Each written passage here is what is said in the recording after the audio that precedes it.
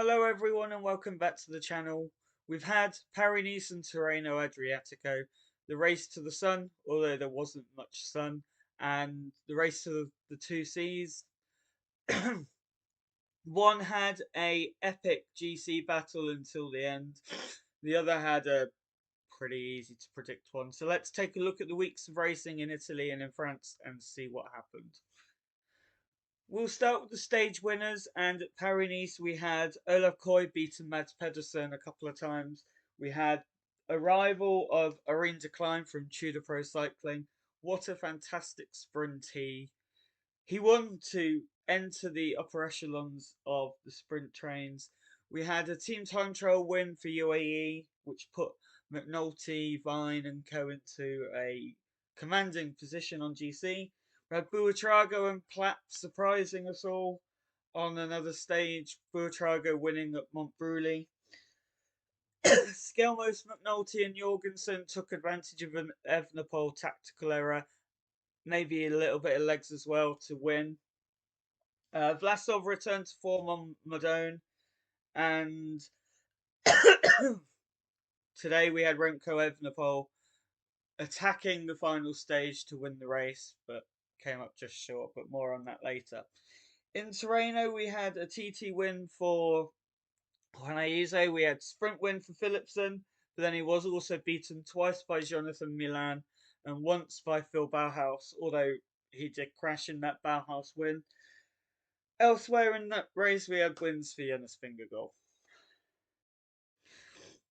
Now on to the fun stuff and the fun stuff that we would love to talk about, and that is the GC battles in both races.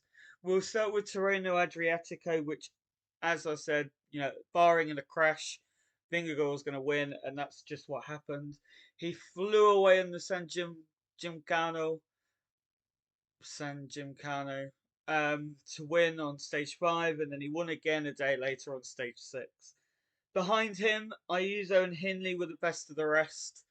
They tried to follow on stage 6, but they knew ultimately Vingegaard's got that extra 5 to 10 seconds on other riders that not many have on the mountains.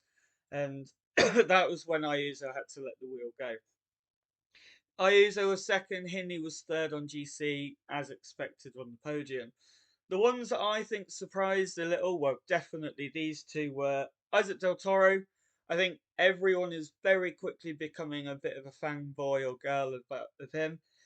The way he rode that stage 6 final climb was incredible. He has taken Joao Almeida's pacing strategy and just bang, blown it up.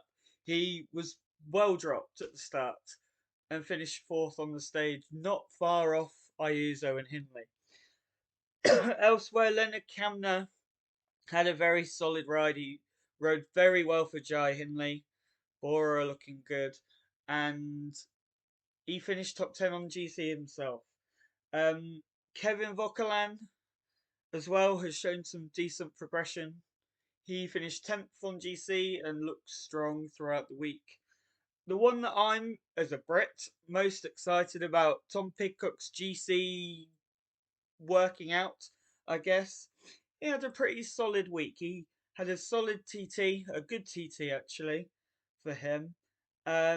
He lost time on stage 5, but and then he was brilliant on stage 6, finishing 5th. Not a million miles away from Ayuso, and only 42 seconds off Jonas Vingegaard. So I think he can be very happy about the week. Consistency is going to be the big thing for him to find, whichever he avenue on road racing, whether he went for the classics or whether he went for GC. Now it's just a case of seeing if he can put a week together, seeing if he can put a 3 weeks together. I think it'll be gradual progression, but I think this week showed evidence to suggest that something is brewing. Where that leads to, who knows? On to Paris-Nice now, and as normal, that is a battle to the end. The final stage around Nice is just full of attacks for pretty much the last decade. Evenepoel made some tactical errors and possibly didn't have the legs throughout the week. But it was really the battle of the Americans, of Jorgensen and McNulty, Plapp and Scalemaster, that really ignited the race in terms of the GC. All of them we didn't expect to be there. We expected it to be the Roglic and Evenepoel show, and they were brilliant. Plapp, I've got to say, I'm really surprised by, pleasantly surprised by. He had to show it quickly, I think, after breaking his contract to leave Ineos. It's a good start for him. Elsewhere, Jorgensen, what a miraculous ride, what a miraculous week he has had. The transformation from being pretty good last year to where he is now. He's just banged up his level in, well, a miraculous way. In a Visma way, you could say. Elsewhere, Vlasov has found some form. As I said on the Tirreno, Bora have had a really good week. The only slight, well, it's not a worry, I don't think, but Roglic was sluggish. But I don't think it's anything to worry about. I think both him and Remco are going for the Vingegaard of previous years method, where they only have one, maybe two big peaks in the season, rather than peaking all year like a Pogacar or like Vingegaard might be doing this year. He is already on the level of the Jupiler stage.